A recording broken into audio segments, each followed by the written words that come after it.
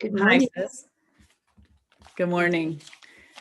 Okay, we're back in the review, lesson 205. And sis, did you want to read this one for the fam? Sure. You. I am not a body, I am free, for I am still as God created me. And our review lesson will be from lesson 185, which is I want the peace of God.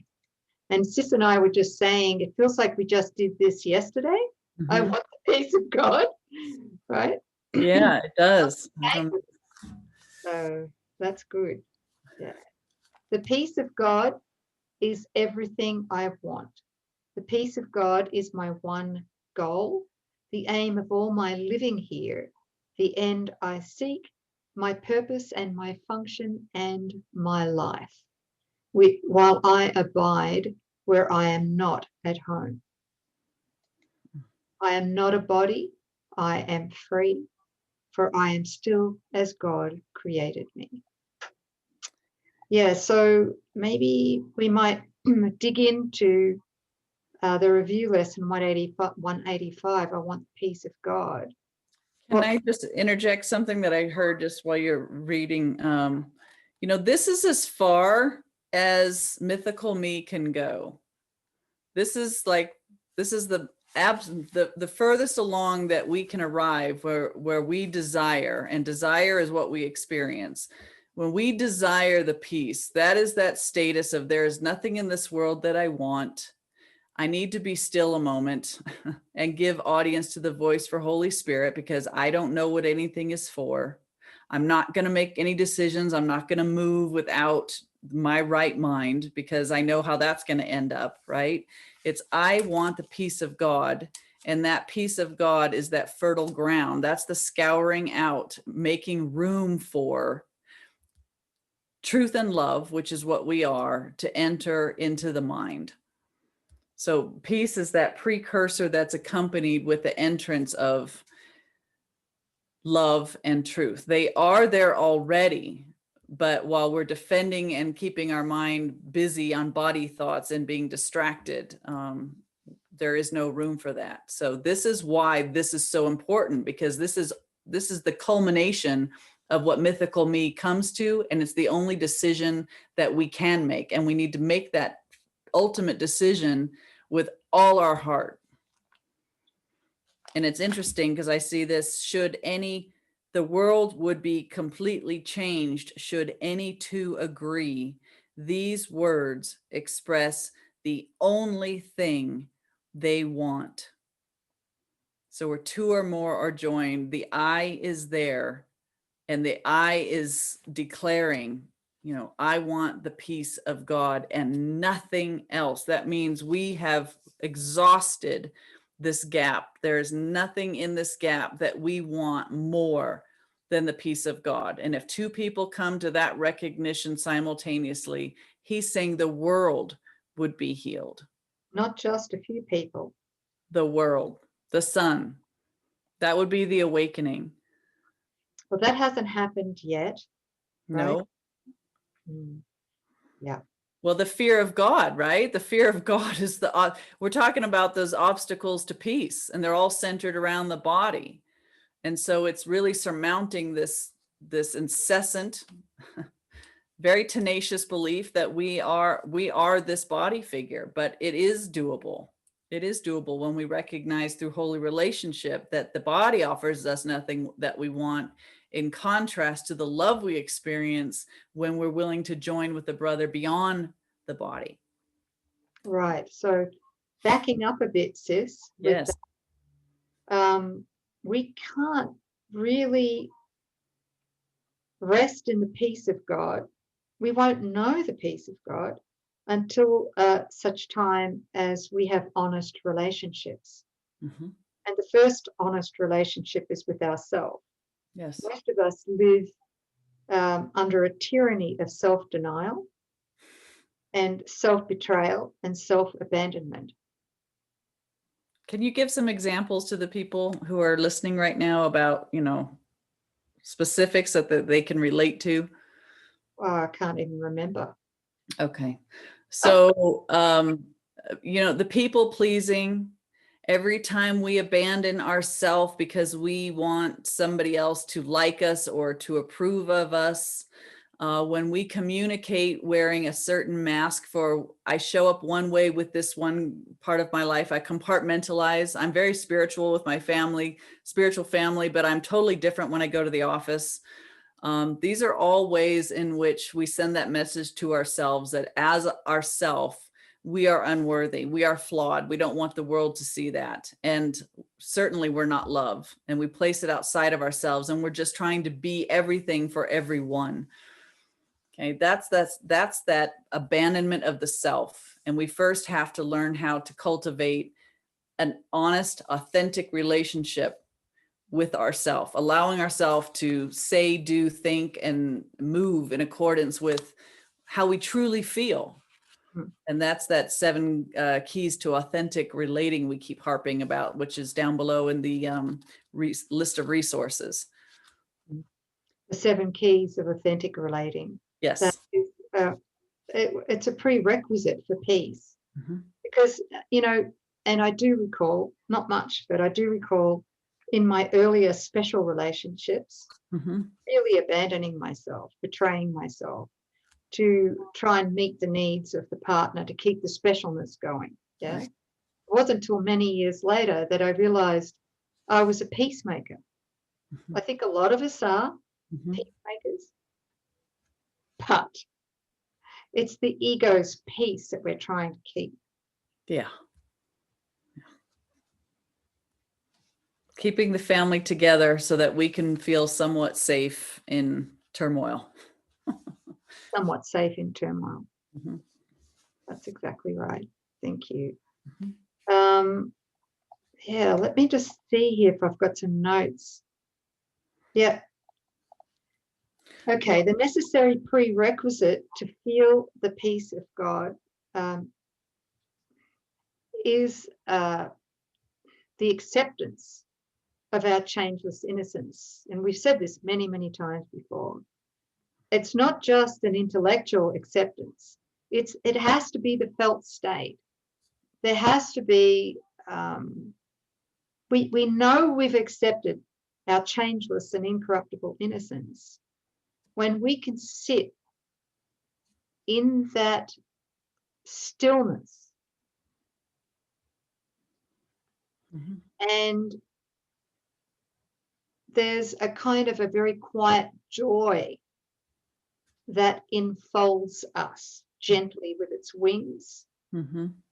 And in that we know, it's a felt experience, we know that there is absolutely no way that we could be threatened by anyone or anything, including the body, right?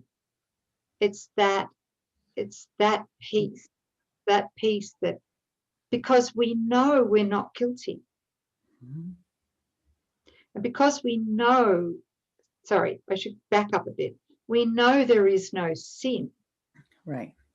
We know we've never sinned. Not for an instant. Mm-hmm. We know it. Not just here, but in our heart. We know it. We've made mistakes. Mm-hmm. But of course, they can be corrected the instant we want to be wrong about those mistakes. Yes. Right? Right. So then we know we've never sinned. We agree, we accept, we receive that, right? Therefore, we are not guilty. There's no one to blame. And in that, fear disappears. There's nothing to fear. Mm-hmm. Fear is an impossibility.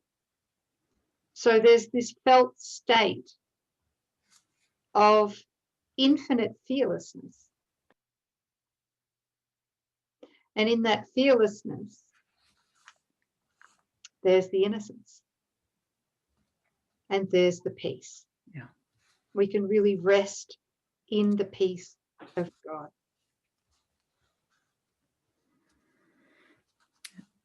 And the way I've reached that is recognizing that anytime I hear the word sin, I immediately think of separation. And it's the understanding, even for an instant, that you feel that how the truth that the separation is an impossibility. For just a moment, you get a sense of the nature of God and your relationship to God and how separation is impossible. And from that, there's that spark of, well, there's no guilt then. I've never left. I'm not this mythical me. I've never left. God's answer was inconceivable. And fear, can't be in a mind that knows its innocence. Only guilt breeds the fear. And innocence is guilt's opposite. From innocence just flows love. Yeah, beautiful. Thank you. Yeah, and maybe we should recommend the End of Fear guided meditation. Oh, yeah. In the list of resources down below. It's in there. It's already in there. Yeah. Yeah. The End of Fear guided meditation. It's very powerful. Yep. Yeah. Audio link. Wow. Okay. Did you hear something? I saw somebody standing right next to me here. Okay. Hi, welcome. Welcome. Yes. Somebody wants to be in on this lesson. Apparently.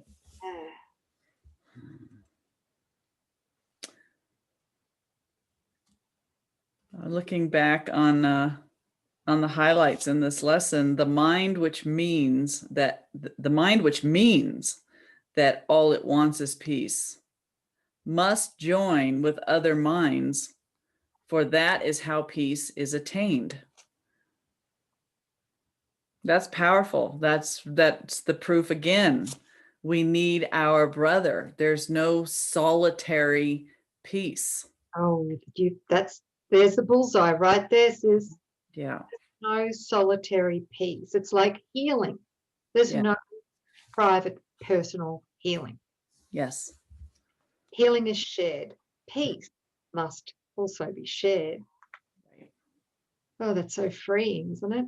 Yeah, it is. It's beautiful. He says, and when the wish for peace is genuine, the means for finding it is given in a form each mind which seeks for it in honesty can understand. Whatever form the lesson takes is planned for him in such a way that he cannot mistake it if his asking is sincere. Love it. So that's where that discipline comes in, or that vigilance that we were talking about in yesterday's lesson. Mm-hmm. If there's anything blocking our genuine acceptance of the peace of God, which, or our genuine acceptance of union with another, which is God, then we've got to go deeper and look at our desire. Do we really want to be wrong about the existence that we believe we have? Yeah. Yeah. Wow. It's interesting. A lot of us have self-doubt, and I'm not through it completely yet myself, right? Self-doubt's always the ego. Yeah. But the self-doubt, is still something we want, right? Self-doubt is or unworthiness, this belief that we're unworthy. Yeah. Because if we really do believe we're unworthy, then we are going to fight like crazy against the peace of God. Right. Yeah. But, I mean, we've got to get to that place, genuinely get to that place where we desire to be wrong about our need for self-doubt. Yes, self-doubt would just keep that door just a little bit open for the ego, and it's enough to prevent the miracle from occurring. It's just enough to keep a little bit of fear in the mind, which is all fear. right? You entertain 1% and that's the ego. I'm telling you, I'm seeing it so clearly now. One doubt in God or the holy self seems to interrupt, love from flowing. And so we can be vigilant for that. Just understand that that's what it's doing. That's what it seeks for us, and be unequivocal in our choice of, he asks further on in this lesson, is this what I would have in place of heaven and the peace of God? I mean, we need to ask ourselves that. Just the last couple lessons was very powerful for me. And I noticed that as soon as I have this where I feel like I'm touching heaven, experiencing something real, it's usually the next day that something will emerge in my experience that gives me an opportunity that I wasn't aware that was still there. So here it is, desiring, reveling in the peace of God. And then something in my experience will show me, oh, did you know that this was still there? And the ego would say, oh, something's wrong. This is bad. You're screwing up. You're not getting it.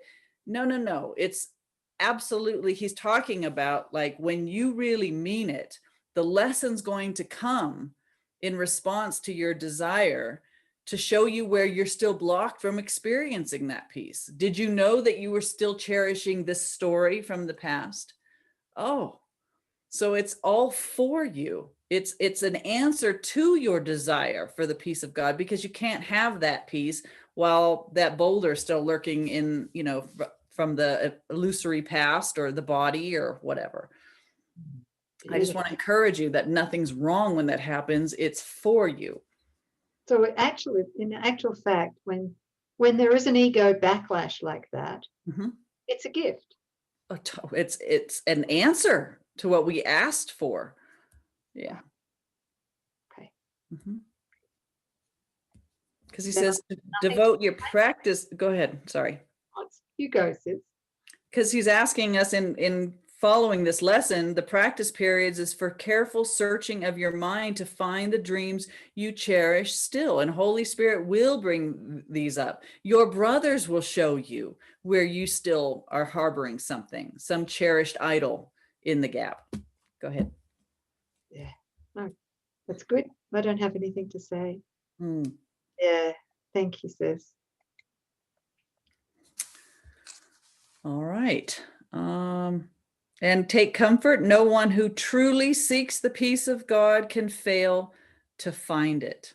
For he merely asks that he deceive himself no longer by denying to himself what is God's will. Who can remain unsatisfied? Who asks for what he has already? Who could be unanswered? Who requests an answer which is his to give? The peace of God is yours. For you it was created, given you by its creator, and established as his own eternal gift. How can you fail when you but ask for what he wills for you? I love that. And then he goes on to say that, and how could your request be limited to you alone? No. No gift of God can be unshared. It is this attribute that sets the gifts of God apart from every dream that ever seemed to take the place of truth. No one can lose, and everyone must gain whenever any gift of God has been requested and received by anyone. God gives but to unite. That's it. Wow. Only to unite. That's what the peace of God. So it won't come to us unless our desire is to receive it and to share it. I want the peace of God. I want it for the entire sonship. And because that's God's will, that's where we're in alignment with that will. And we discover, okay, that peace of God, I already have that. But as long as I want to privatize it, capture it just for myself, I'll never know it. Yeah. So, I think the whole idea of all gifts of God must be shared. I'm feeling into the miracle impulse here. The miracle impulse, which is available to us all the time, but we block it through the ego, mythical me, and the gap, wanting idols in the gap, etc. What I'm just feeling into this right now is that in that the whole thing of sharing underscores everything in the process of awakening. Yes. Right? Real awakening. Well, I never saw this before because somehow or another I used to think, like most people do, that there's a private awakening that happens, right? Mm-hmm. There's no private awakening that happens. It has to be shared, and it's through our desire to share that the awakening naturally occurs. Yes. That's this path, right? This is the mythical me ascending that ladder, and he comes to this place where you're like, oh my gosh, I get it. And then we think, this is my private awakening. I've arrived. I've got it. Oh my gosh, this is fantastic. And we're waiting for God to take the last step. And that's when I heard Jesus chuckle and said, that's half of it. It's about, you've got to go back down into the realm of the symbols of separation, but bring this light with you into your function with divine love and share. This is the extension, bringing it back and knowing that I can't keep this if I would have it just for myself. If I want to keep what I've just seen, I have to go and give liberally to every brother. And then when you give and you see the miracles that arise as you give to your brothers, that's where your mind becomes certain of what it is that you received up here. You're still like, yes, this is awesome, but you don't know it because it isn't yours yet. It only becomes yours when you give it and share it. Then you get to keep it. Keeping it is your certainty. When you walk around as the certainty of the Christ I am, that's Jesus in the world. And then God will come take that step when your function has been completed. So this is really prevalent. So sis, I love this diagram. And I just asked Nancy to make a formal. There's a couple of other bits in there. So I'll work with you Sure. on that. But hold the diagram up again. So what I'm seeing, I might have mentioned this before, is I'm seeing at the halfway mark at the top, that's pretty much where people become self-realized, become enlightened. Yeah. Mm-hmm. But then they may get sick, the body may get sick and of course cause their physical death. Yes. They have no control over the body, right? Right. They don't know yet that the body's an idea in their mind, and that when they've done the second leg of the journey, which is what they came to teach, that is when they realize that the body is in their mind completely, and there's no guilt left because they've shared their love, their awakening. That is when they have reversed the thinking of the world, right? So yes. Effect and cause have been reversed. Switched, yes. Okay, so at the top mark is where we awaken in the dream, and then the second half of the journey is where we awaken from the dream. Yes. So that's the relapse. And you could see why people would park it. Sorry for lack of a better word, but this is the part that we're terrified of. This is because we're terrified still of this divine love that would cost us the very last remnants of who we think we are. Oh, I'm an enlightened individual. Okay, the individual is what is surrendered through divine love, because this is true joining beyond bodies and the proof of it. We're terrified of the proof of divine love because the world and all sense of ourself as we know it is gone. So better to exit stage left through death than actually embody that love and give yourself up to the one son that we are.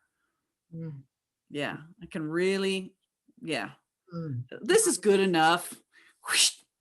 I think I might have done that a couple of times. I know I have. Damn. Yeah, I'm hanging in. Come in with some cellular memory that goes, I am not doing exit at the halfway mark this time. I am not doing that exit. Yes. I am going all the way this time, as Jesus came in to teach us. And holy relationship represents that final victory lap. This right, because the payoff from holy relationship is what keeps you here.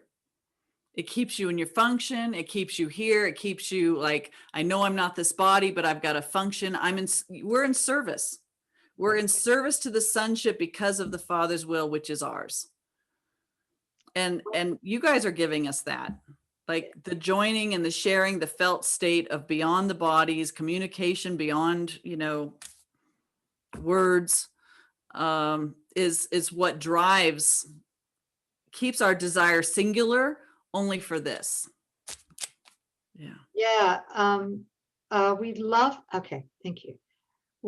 In that last victory lap, we get to experience a love for our brother that's so great that we make a commitment not to abandon them. Yes. And that means we will abandon our brother in sickness, in pain, in lack, and in death. Yes. Yes. Boy, we have no commitment without our brother, right? Yeah. Sorry, I'm just excited because I feel like I know that that's absolutely true. There's times where I've joined with sisters and brothers and I wasn't, it seemed like the body didn't feel well. And my commitment to them was greater than the ego's pull of bring the blanket over your head and hide out in the fetal position. No, I'm not. I will not use the body as the billboard to frighten my brother or sister. It was the love that induced you. Get up, sit up, turn the light on, be present. You don't have to go down that rabbit hole. And I didn't. And there was the healing. So it was beyond self-interest. That's the key. That's it. That's it. I love my brother too much to be sick. Yeah. Or to frighten, or to separate, or to condemn, or to increase their guilt. Oh, geez, because that's what it does. I mean, no guilt. I mean, no self-judgment. But if I really do believe that I'm suffering, then I inadvertently, in a way, am also, like you said, stating this billboard that says to my brother or sister, listen, you're guilty. Behold me, brother, at your hand I die. What we did is causing my death, and it's going to cause yours too. So yeah. That's chapter 27 in the text. Yeah. One of my favorite chapters. At first, not so much, but it's now, of course, I love it. Yeah. But there's not to be any self-judgment here either. No. Okay. It's but joining with a brother or sister in this is where it's healed. Really, really healed by the love that we want to extend to our brother or sister. Actually heals the two of us. Yeah. Both of us. Well, actually, it ripples out. And we could on the diagram we could put, this is the path of truth. I mean, this is figuring it out and getting it. It's like, oh my gosh, I've got it now. I totally awake. But until you've done the second leg, which is the love. Love is the path where God takes the last step. You can't have just half the equation. And you see a lot of people hiding out at this place, but still using it unwittingly for separation. Yeah, we go all in our service to the sonship because of love. Wow, that's so helpful, sis. Yeah. Thank you. I like it. Thank you. Okay, where are we? What? Well, Hey, Well, that was it. I want the peace of God more than anything. that's it. Yeah. Thanks, sis. Oh, Thank you. that was fun. I know. I just love it when we get rolling like that because I get all start buzzing around. Yeah. Yeah. Hope you received it and trust that you did. Know that you did. And thank you. Thank you guys for being here. Oh, something just came through. Ooh, what was it? Is one way to really increase the chances of holy relationship, beginning to open our heart to it, would be to study the text of A Course in Miracles Well, who's together. doing that? Who in their right mind would do that? I think Coreen Walson, aka the Christ. Oh, right. Okay. Yes. Right. Yeah. Come join me, you guys. I'm lonely without you. Come be with me as we make our way through the text and Course in Miracles. It's on Thursday nights, 6 p.m. in my Zoom room. You can register on the nouksanchez.com website if you want to get the recordings. All the information will be down below for you to register. And we're going to have a kick-ass time. We're going to just take this course right apart with Jesus. Yep. I'm going to join you. Yay. Yes. Some of it, not all of it, but some. Yeah. Okay. Well, we want you there as much as we can have you. Thanks, sis. Yeah.